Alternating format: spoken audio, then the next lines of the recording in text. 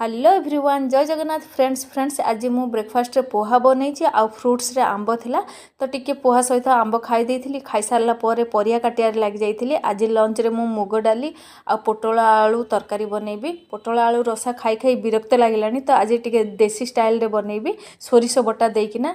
आपण माने भी एमती ट्राई करंतु बहुत टेस्टी लागिबो। मो तरकारी मध्ये टेस्ट हेइथिला। मुग डाली एठे तड़का दे देथिली आ पियाज रे पोटल आलू को टिके भाजी किना सोरिष पेस्ट ऊपर देकिना कषि कुसाई ताकू टिके राग राग तरकारी बनई बहुत टेस्टी बनता। आपण मैंने भी ट्राई करूँ।